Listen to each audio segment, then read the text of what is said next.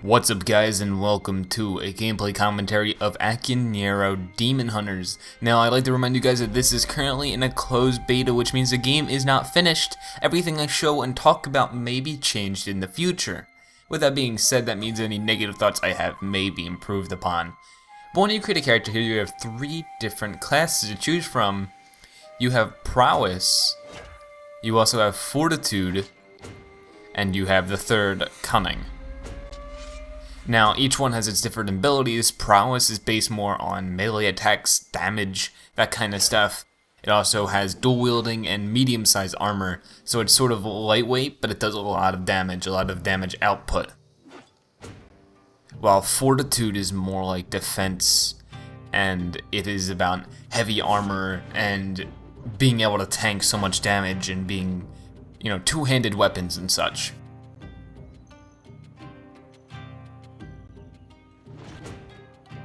Now, Cunning is about critical hits or skill, as it's called in this game. It also is about light armor and just being very lightweight and, very stealthy and, have a lot of agility to your character. Now, I've only played as Cunning, so I thought I'd try out Prowess this time around. Now, you can choose your name and your gender, and then create your person. And then you can just get started in the game.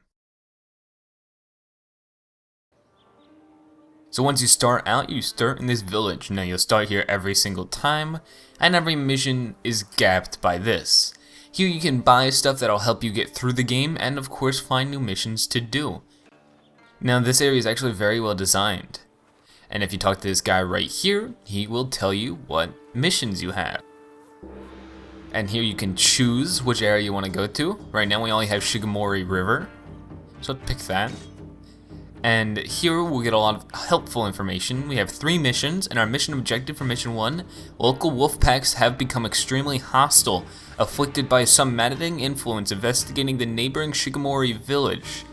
It has been days since the last contact. We fear the worst. It'll also tell us the low threat that we have right now, and also tell us how much we have of a reward.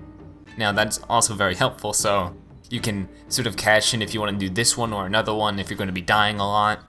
All that kind of helpful information is shown right here on the screen, and I like that a lot. Okay, now I'd like to start out by saying that the environment is really good so far. Now, when playing the original Torchlight, it seemed like if I just went dungeon after dungeon after dungeon, it got really boring really fast. I kept on saying the same things over and over again. I just got really bored with the environment and being underground. While this area, it's always so lush, everything looks so new, and there's new things to see all the time. The level design is just really good. Now you'll also see that the character sort of talks and sort of leads you on into the mission as you're playing it. Now you can left click to basic attack an enemy, and you'll also find a lot of chests here that have this red stuff, which is actually money. As you can see on the top left, we've collected 15 just in the mission. And if you right click, you'll be able to use your spells. Now your spells use up a certain amount of mana. It's called something different in this game, but that's basically what it is. You can see that by the blue swirly on the bottom. If you use it up, you can't use it until it all regenerates. Which it actually regenerates quite fast in this game. Right now we only have 1 spell, but if we go back to the village, we can buy some more. Now it seems like there's always enemies in large packs, which can be really hard because they'll really get on you. And also right here on the left, you can see I got 5 kills. If you miss that, you'll see here again in a second. And it's really helpful. It's so cool. I don't think it's anything else I've seen in a game like this, where it counts up your kills like that. It gives me a rush to get more kills, and it also gives you extra experience for getting those combos, as you can see. I got 72 experience for that.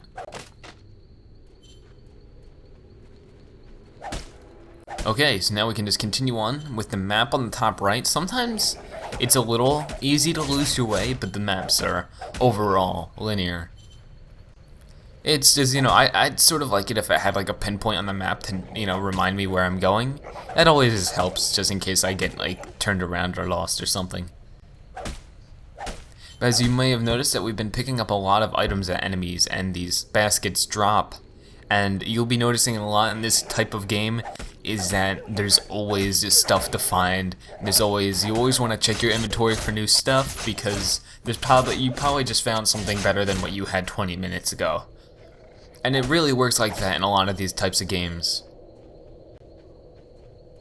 I also want to comment on the art style. The art style is really good and it simulates what it's trying to get to, which is what I think is Chinese culture, ancient Chinese culture, and I feel like they've emulated that quite well. So I haven't heard anything about online co-op. I might search that up later, but at the moment I don't think there's anything planned. Obviously I could be 100% wrong and we could find out later, so don't keep my word for it. I'll be linking the forums and the website to this game. If you guys are really interested in the game, you can go check it out yourself. Like I said, it's currently in closed beta, but I'm guessing eventually it may be in an open beta, or you know, soon hopefully you'll be able to buy the game for yourself. As you can see, that there's sort of a plot development as the character was talking, seeing different environments around it, like these dead people, and talking about how it's not common behavior for wolves to kill their enemy, but not eat it. So now we've gotten to our main mission point, this village, and what has happened, looks like this guy right here, the wolves have done something to him, and he wants to be dead. Oh jeez. Oh yeah. And now a whole bunch of wolves will be coming out and trying to kill us, and this sort of shows off that there is sort of boss fights in this game. In a little bit there'll be a gigantic wolf that comes out and tries to beat us up, and as you can see, that's him with the red swirly around him. It's really interesting though that they sort of have this in every mission I've played so far. I've only played like the first 3 missions. And they've had like some type of boss, or at least a bigger enemy than the average ones. Now this sort of shows where it can be flawed. Now when I played the critical hit or the cunning character, I also had this problem, is that there's always such big, like huge massive enemies attacking you in these areas. And the problem is I can't just sit here and take all that damage, so it seems like I'm always just running away and then just turning around and smacking them, running away, turn around and smack. And that's the only way you can really do it, unless, you know, I'm missing something, which I could be. Now that we have saved the village, we can also just look around for some extra loot before we leave the level. And this money actually does really help because a lot of things depend on your currency in this game, unlike other games like this. Now we got this big loot chest, we can pick up what we found, and now we can press this green glowing thing on the right to return to the village.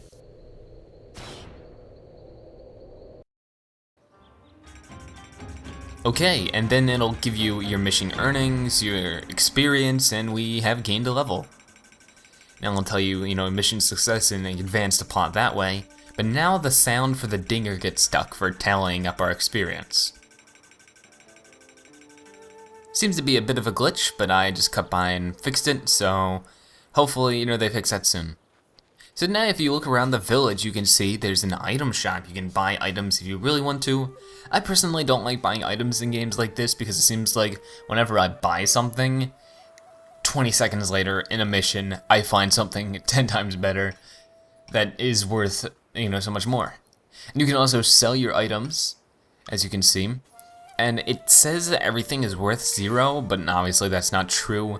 It's really just it being a glitch, I guess. He hasn't listed the prices, and you can also see that you can compare your items to the items you're equipped, and you can change things out by just clicking and dragging them onto the item, so that I'm always wearing the best items as possible. And the cool thing is that some of these items actually affect your physical appearance. Like there's this cool looking wolf head that my one character has, and it makes him look pretty cool. It doesn't make him any stronger, but it makes him look pretty dang cool. I mean, I'd rather give up coolness for that. And it's like, if I don't need anything else, I can just sell all of these, and you can see it does give me a decent amount of profit. Now you can see that there's other people like this guy right here that cannot really do anything right now because this village is still in development. Now you can see by this person that they summon spirit helpers. Now if you're familiar with Torchlight 2 pets, it's sort of like that. Well, instead of picking them from the beginning of the game and just keeping them, you pick it and then you keep with it for 2 real-life days. Now, I don't think it's 2 in-game days because I haven't seen any type of day and night cycle in this game, but you don't get much of a description on what these guys do. You can see this one says stealthy, I guess it gets you more stealth. This one gives you an enrage, this one invests. I guess that one gives you more money or something. It's sort of hard to figure out what these guys exactly do, but hey, They look pretty dang cool. They float around next to you. I mean, why wouldn't you want to run around with a floating ghost fish near you? Or maybe, the turtle of protection, which I decided to buy because, I could use some extra protection when I'm getting mobbed by wolves. So now you can see through the rest of the level that there's also things like this. This is where you buy new spells, which is really weird. In most games like Torchlight and Diablo, you're used to leveling up and that you have to pick your spell right when you level up. Here it's all about the money. It's not much about anything else than that. Because if you level up, that's cool and all, but you need money to purchase new spells and items. Okay, and now here you can purchase food. Now I'm guessing this just, helps give you back more health, but there's no description for any of this, so I don't really know exactly what any of it does. Now if you look around the rest of this area, all of the other stuff isn't completely developed yet. The scenery is, and from the scenery I can tell you it's beautiful, but you can see the NPCs are just creepy floating ghosts. Here we can see we have a nicely designed dojo, and I thought that looked really cool. This whole game, the visual design of it is really good so far, and I can't wait to see the finished product, to see what they do to polish the game. And down here we even have more area, we have a little dock, and it's just what else could they do with this? There's so many different possibilities I can't wait to see. But, that sort of wraps everything up. This has been Akaneiro Demon Hunters at closed beta. Like I said, this is not a finished product, so don't think this is a review or anything. But if you liked this video, please tell me in the comments, because I'd like to make more videos of this game, but only if you guys want to see it. So thank you guys, and I'll see you guys later.